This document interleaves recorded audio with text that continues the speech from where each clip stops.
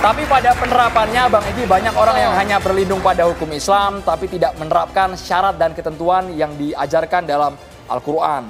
Mencari pembenaran saja, Bang. Ya, dalam logika berpikir harus mampu dibedakan antara konsep dengan praktek. Allah mengajarkan konsepnya dibenarkan poligami. Karena perkawinan itu pintu gerbang. Banyak masalah. Ada bisa kena penyakit, kanker rahim dan lain sebagainya. Ada saat menstruasi, ada saat nifas, 40 hari lebih atau apa. Bagaimana kalau laki-laki itu punya kekuatan seksnya kuat, libidonya. Allah kasih jalan keluar. Boleh nikah lagi. Atau kau cerai. Jadi nggak ada paksaan. Ingat konsep pernikahan itu, konsep ya. Menikah itu hak perempuan. Aku nikahkan diriku kepada si fulan. Laki ijab. Kabul. Aku terima nikahnya. Jadi otoritas nikah itu perempuan. Jadi kalau kau pilih suami yang memang udah ada istrinya, itu pilihan. Kenapa kau dipersoalkan diskriminatif? Dari mana diskriminatif? Udah jangan dijawab dulu. Itu tafsir Anda. Saya juga punya tafsir saya sendiri. Tafsir Anda itu menempatkan perempuan sebagai objek seksual dari laki-laki itu sangat diskriminatif. Pandangan yang menempatkan perempuan hanya sebagai tubuh, hanya sebagai objek penetrasi, itu sangat tidak adil, sangat Anda diskriminatif. nuduh kita ini tafsir. Dan tafsir saya nggak begitu. Ya, Saya juga orang Muslim, saya juga punya tafsir. Tafsir Anda nggak begitu. Makanya yang menjadi pegangan kita undang-undang positif, udah bukan mau dibahas, mau tafsir-tafsiran. jangan ngomong terus kok. Poinnya Bang. Dalam konteks tafsir saya disalahkan. Padahal saya bicara fakta. Bagaimana saya menafsirkan fakta? Ya enggak lah. Dialah yang tafsir. Karena dia perempuan, nggak setuju. Itu yang tafsir siapa gitu. Karena suara Anda saja, suara laki-laki saja yang Anda dengar. Cara berpikir laki-laki saja yang dengar. Ya, jadi kami selalu menjadi objek. Gue belum selesai dengar. Bang Egy, Sebentar. Saya diskusi mau itu kalau ente interupsi boleh, tapi kalau saya berhak untuk tidak menolak. Anda berbicara tafsir, tapi tafsir Anda itu ada tafsir yang sangat menistakan perempuan. Bang Egy tadi sudah jelaskan tafsirnya. Siapa yang saya nista? Nggak ada orang yang punya sakit kanker rahim, dia serviks dan lain sebagainya. Gue menista apa? Kenapa hanya laki-laki yang bisa poligami kalau faktanya begitu? Karena ketentuan hukum Allah nggak ada poliandri. Kalau ada poliandri di Quran boleh lo lakukan, gak ada lo gimana? Ya karena Al-Quran juga jatuhnya pada kapan? Kok nyalain Allah kan? Kok berani menyalahkan Allah menjadi tidak adil? Itu kan kemudian ditafsirkan. Oke, sebentar. Bang Egy, kita coba dengarkan juga suara perempuan lainnya Bang Egy. Saya juga belajar di pesantren tafsir-tafsir itu. Dan kita boleh geser dulu Bang Egy. Ada yang berbicara yang tidak. Ini kalau dalam Quran ini nakodot nih orang kayak begini. Jadi saya mau mengajak kita semua fokus begitu ya. Ini bukan tentang tafsir, ini bukan tentang kita tidak tentang hukum Islam dan sebagainya. Tapi mari kita lihat bersama-sama bagaimana pergub ini adalah sebuah kebijakan pemerintah, begitu. Dan apa isinya? Dan bagaimana kita harus menyikapi pergub ini, posisi saya tentu saja menolak. Begitu. Tapi menolaknya kenapa? Begitu ya. Karena pergub ini kemudian melanggengkan sebuah bentuk kekerasan terhadap perempuan dan menunjukkan bagaimana ketidakhadiran pemerintah, ketidakpedulian pemerintah terhadap perempuan, terutama para perempuan pekerja. Kekerasan bagaimana Mbak Ika? Sebentar, saya mau bilang terutama para perempuan pekerja yang saat ini membanting tulang, yang saat ini bekerja keras, yang saat ini menjadi pencari nafkah utama dalam keluarga.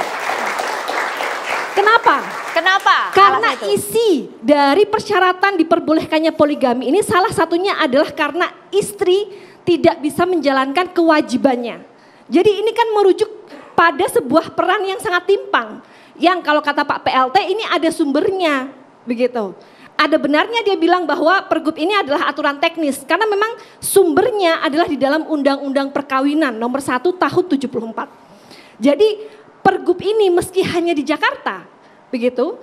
Tapi kita perlu menyikapinya, kita perlu menolaknya karena logikanya itu adalah undang-undang nasional. yang melanggengkan peran yang timpang ini harusnya laki-laki juga ikut menolak, begitu. Di tengah PHK massal yang sangat luas sekarang, begitu. Dan kemudian perannya itu adalah masih sangat tidak bisa melihat bagaimana perkembangan sekarang. Banyak sekali perempuan yang bekerja, begitu. Perempuan yang menjadi pencari nafkah utama. Sedangkan kenapa ada pergub poligami ini? Karena dia merujuk pada pemikiran bahwa laki-laki itu adalah kepala keluarga, kemudian perempuan adalah kewajibannya sebagai ibu rumah tangga. Begitu, sehingga ketika perempuan tidak bisa menjalankan kewajiban dan peran domestik tersebut, maka diperbolehkanlah poligami. Selain itu ada juga alasan data angka perceraian yang kian meningkat di Jakarta, Mbak. Itu salah satu dasar juga yang digunakan dalam pergub. Untuk melindungi keluarga itu tadi? Untuk melindungi keluarga dari apa? Kita fokus pada isu kekerasan terhadap perempuan. Banyak sekali kasus-kasus kekerasan di dalam rumah tangga yang kemudian perempuan sulit untuk bercerai, apalagi bagi perempuan ASN. Begitu. Jadi ini yang sebenarnya harus menjadi prioritas dari pemerintah. Kenapa saya bilang pemerintah tidak peduli, pemerintah tidak hadir, karena kemudian yang diatur hanya bagaimana memperketat aturan poligami saja. Jadi kalau begitu. porsi negatif positifnya sama sekali tidak ada satu poin pun? Tidak ada. Yang positif? Tidak ada. Ini harus kita bawa sampai pada revisi undang-undang perkawinan. Gitu. Karena logika ketimpangan peran ini yang kemudian memicu banyaknya kekerasan di dalam rumah tangga. Ketika perempuan harus bekerja sampai malam, dianggap kemudian dia tidak bisa menjalankan kewajiban domestiknya, begitu. Dan laki-laki kemudian termindset bahwa saya adalah kepala keluarga, tugas saya enggak di rumah, saya enggak mau bantuin. Ini pemicu kekerasan di dalam rumah tangga, begitu. Dengan banyaknya hutang sekarang, hutang keluarga, begitu ya, sehingga banyak orang selain bekerja di pabrik selama 8 jam, dia harus mencari pekerjaan-pekerjaan tambahan. Dan jangan sampai pergub ini jadikan pembenaran gitu maksud Anda? Iya. Jadi kita harus menolaknya, kita harus membawanya pada revisi undang-undang perkawinan. Itu makna kemerdekaan ya, itu makna kemerdekaan. Dari kepala rumah tangga mencari nafkah, lalu dianggap nggak bisa melayani, jadilah alasan untuk poligami, udah berlapis-lapis. Dan selalu alasannya itu kan kembali perempuan tuh hanya dianggap tubuh, hanya dianggap sebagai udahlah liang untuk sperma, untuk cari anak. Dan seolah-olah laki-laki nggak bisa sakit, hanya perempuan yang akan sakit. Kalau memang mau kayak begitu, ya udah poliandri juga dibuka aja. Kita dengarkan dari Majelis Ulama Indonesia, Pak Kiai. Nggak adil. Perspektifmu seperti apa, Pak Kiai? Terima kasih. Ya, seru sekali ini, senang sekali. Tafsir seperti apa nih MUI ini? Jadi begini, sebetulnya saya baca satu buku yang menarik. Ada namanya Profesor Ali Sobuni dari Saudi Arabia. Terus pernah satu nulis tentang dalam tafsir juga. Oh iya. Tapi begini Bu, ternyata tidak semua wanita itu menolak poligami. Jadi dalam artikel disebutkan ada seorang profesor perempuan di Jerman, dia mengatakan bahwa saya mendukung poligami. Saya lebih suka jadi istri kedua laki-laki yang pintar daripada istri pertama laki-laki yang bodoh. Artinya tidak semua perempuan itu sebetulnya menolak poligami. Tidak, saya kalau tanya soal perempuan, kalau mau jadi istri keduanya, mohon maaf semuanya, yang pilihan yang hebat lah, Pak Jokowi, suka janganlah siapa gitu. Gimana? Pak Kiai hati-hati, Pak Kiai hati-hati, Pak Kiai. Siapa gitu, hati-hati. Atau jadi Andromeda Merkuri. Jangan Pak Kiai. Atau jadi istri pertamanya tukang sampah, dia pasti milih istri keduanya konglomerat yang hartanya 300 triliun, kira gitu kira-kira. Artinya jangan dianggap ini selalu mengatakan bahwa wanita itu anti poligami, sudah tidak. Buktinya ada wanita yang nyaman dengan poligami. Ada. Saya punya contoh. Sedikit saja. Gantian dulu gantian. Contoh. Tapi ini bukan pilihan personal. Saya punya teman. Saya tidak mendebat apa yang disampaikan. Cuman fokusnya adalah ini kebijakan pemerintah. Jadi oke, ini bukan case per case. Ini bukan pilihan personal. Saya setuju poligami atau enggak begitu. Tapi bagaimana kita melihat kebijakan pemerintah? Oke. Jadi begini. Kita teruskan dulu Mbak Ika. Saya teruskan dulu. Tenang. Bahwasannya wanita itu sebetulnya yang membutuhkan poligami. Oh. Ya, wanita membutuhkan poligami. Wanita yang mana ini sudah banyak pertanyaan nanti Pak Kiai. Saya kasih contoh begini. Bukan Maria lah. Ya. Teman saya, seorang tokoh besar tidak sebut nama. Kalau ada di dunia ini ada 10 perempuan dan 10 laki-laki, sama jumlahnya, harus ada poligami. Karena apa? 10 laki-laki itu dia semua bisa menikah. Mungkin yang 2 gay, yang 2 impoten, yang 2 miskin. Nggak bisa menikah. Terus wanita ini yang lebihnya ini mau dinikahi siapa kalau tidak ada poligami? Justru kalau tidak ada poligami ini akan merusak hak-hak perempuan. Karena tidak semua perempuan bisa menikah. Faktanya jumlah laki-laki itu selalu lebih sedikit dari perempuan. Lebih banyak wanita. Cek di angka kelahiran. Itu bisa memicu kekerasan terhadap perempuan, Nah, Bapak. jangan bilang kekerasan dulu. Terakhir ya 2024 itu saya 50% sudah survei laki-laki lebih banyak. Saya sudah perempuan. survei yang terdekat aja di bidan sebelah saya. Berapa jumlah angka kelahiran dalam 1 bulan? Saya sudah cek di beberapa BSRS BKIA. Jumlah kelahiran itu lebih banyak perempuan dari laki-laki. Seandainya laki-laki dan perempuan itu sama aja, harus ada poligami. Karena wanita itu dia kaya sekalipun, dia sukses sekalipun, dia perlu kehangatan rumah tangga. Kalau tidak boleh poligami dan jumlah laki perempuan tidak sama, sama pun tetap kurang. Maka wanita yang tidak dipoligami mau dijadikan apa? Hanya ada 2 jawaban. 1. Itu mengobjektifikasi perempuan. Loh enggak, namanya. ini saya mau Membuat bicara logika perempuan akal sehat. Datanya loh. Itu Saya datanya akan sama bicara sekali. Datanya valid nggak Pak Kiai? Valid, ini valid. Oke, nanti kita datakan, adu data. Datanya dibuka bidang sebelah. di catatan demokrasi Pak. Saya akan bicara Saya buka begini ya, ya. BPS sama Seperti sekali ya. beda. Lebih Kalau banyak laki-laki. Ibu Rani ditahan dulu Bu. Kalau ada, sebentar saya katakan, kalau ada misalnya 3 perempuan 1 laki-laki. Oke, tidak boleh poligami. Poligami itu jahat, poligami itu bangsat. Berarti ada 2 perempuan yang tidak menikah. Apakah 2 perempuan ini dijadikan gundik saja, selingkuhan saja, selir saja, pacar aja, atau dijadikan istri? Mana yang lebih baik? Jadi mempermasalahkan perempuan yang tidak menikah. Loh, ini kebutuhan perempuan, Anda jangan salah. Fokus pada kebijakan Banyak pemerintah, wanita gitu. justru Jadi ini diuntungkan jangan dengan kemudian poligami menyuruh-nyuruh ini. perempuan untuk menikah atau laki-laki untuk menikah. Gugatan Begitu. perceraian itu sangat tinggi. Salah satu alasannya ada KDRT dan KDRT itu adalah KDRT kekerasan seksual.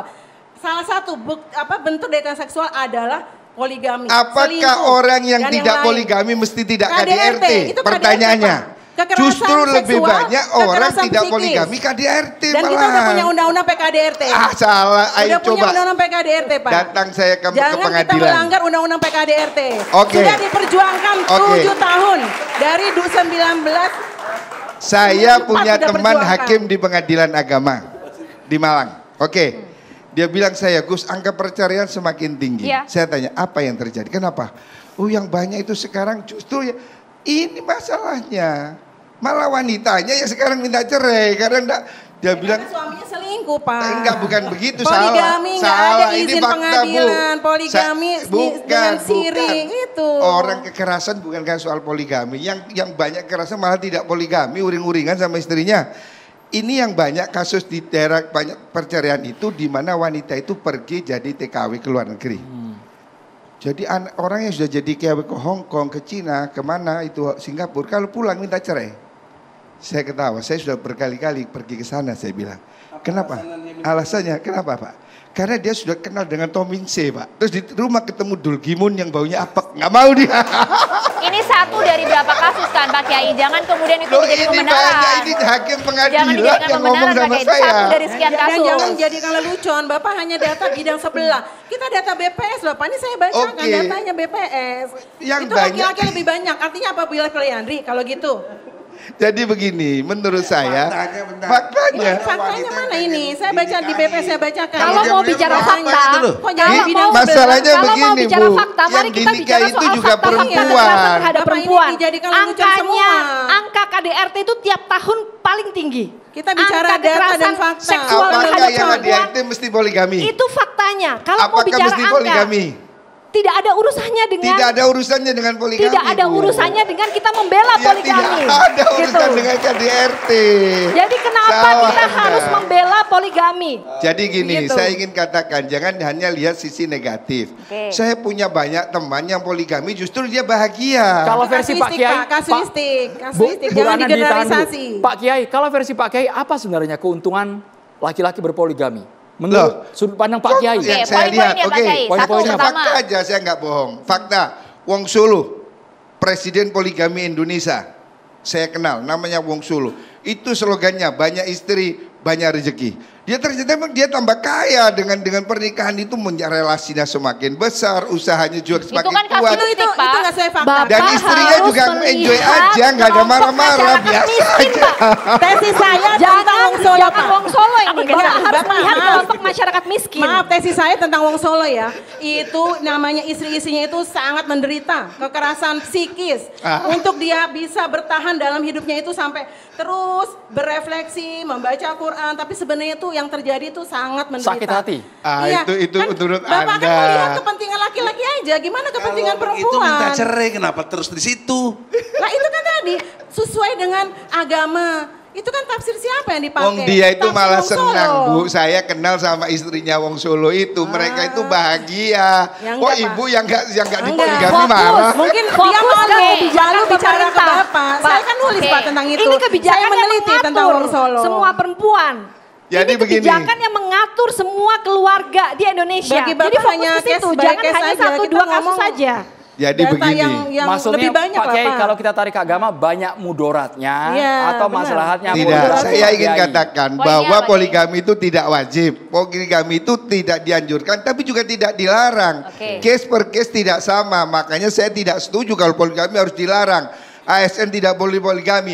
Ya dia akan semakin selingkuh, pelacuran, perzinahan akan semakin darurat dan tidak karu-karuan. Oke, kalau kemudian Pak Kiai tadi sampaikan bahwa sebenarnya memang kemudian tidak diwajibkan, tapi juga kemudian tidak diharuskan. Tapi apakah kemudian pemerintah harus mengatur ini? Itu pertanyaannya. Nanti Mbah Tejo juga harus menjawab ini. Usai jeda, saat lagi.